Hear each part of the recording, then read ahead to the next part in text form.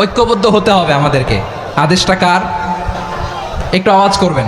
ঐক্যবদ্ধ জীবন যাপন করতে হবে, আদেশটা কার? আমাদের আগে যে সমস্ত জাতিগোষ্ঠী ধ্বংস হয়েছে বিভেদের কারণে হয়েছে।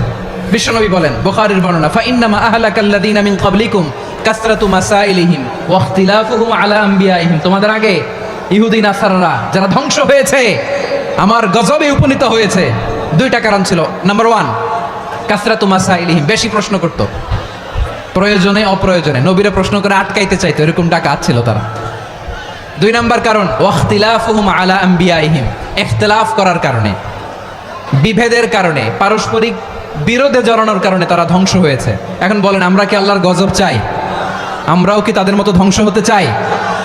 এজন্য আল্লাহ তাআলা সূরা আল ইমরানের 105 নম্বর আয়াতে বললেন, ওয়ালা তাকুনু কাল্লাযীনা তাফাররাকু ওয়াখতালাফু মিন বা'দি মা জাআহুমুল বাইয়িনাত ওয়া উলাইকা লাহুম আযাবুন আযীম। খবরদার, প্রমাণ পাওয়ার পরেও, দলিল নাজিল হওয়ার পরেও যারা বিরোধ করেছে, ইখতিলাফ করেছে, বিচ্ছিন্ন হয়েছে, খবরদার তোমরা তাদের মতো হয়ো না।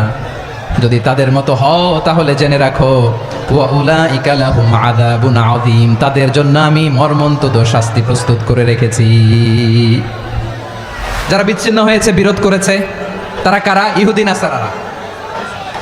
এই আয়াতের তাফসীরে কাল্লাযীনা তাফাররাকু ওয়াখতালাফু, যারা বিচ্ছিন্ন হয়েছে, বিরোধ করেছে, তারা কারা? মুফাসসিরিন ইকরাম বলেছেন তারা ইহুদি নাসারারা। আওয়াজ করে বলুন তো, তারা কারা? ইহুদি নাসারারা। বিষ্ণু ঈসা ইসলাম সুনানে আবু দাউদ এবং তিরমিজির হাদিসে বলেন, ইফতারাকাতিল ইয়াহুদু আলা 71 ফিরকা, ইহুদিরা 71 দল হয়েছে। ইখতিলাফ করতে করতে কয় দল? সবাই বলে নাই, কয় দল? ওয়াফতারাকাতিন নাসারা আলা 72 ফিরকা, আর নাসারারা হয়েছে 72 দল। আওয়াজ করে বলুন তো, কয় দল? ওয়াসাতাফতারিকু হাযিহিল উম্মাহ বি73 ফিরকা। আর বিশ্বনবী আফসোস করে বলেন, আমার উম্মত হবে 73 দল। ইহুদি 71 দল, নাসারা 72 দল, আর আমার উম্মত, বুঝে থাকলে আওয়াজ করে বলেন। বিশ্বনবী বলেছেন, আমার উম্মত ভাগ হবে কয় দলে? কুল্লুহা ফিন্নার, সব জাহান্নামে যাবে, ইল্লা ওয়াহিদা, একটা দল ছাড়া।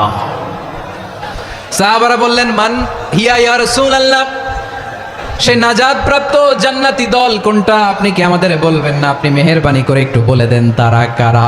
বিশ্বনবী বললেন, মা আনা আলাইহি ওয়া আসহাবি, আমি এবং আমার সাহাবারা যেই মতের উপর, যেই পথের উপর আছে, এই মত এবং পথের উপর যারা থাকবে তারাই জান্নাতের দল হয়ে যাবে।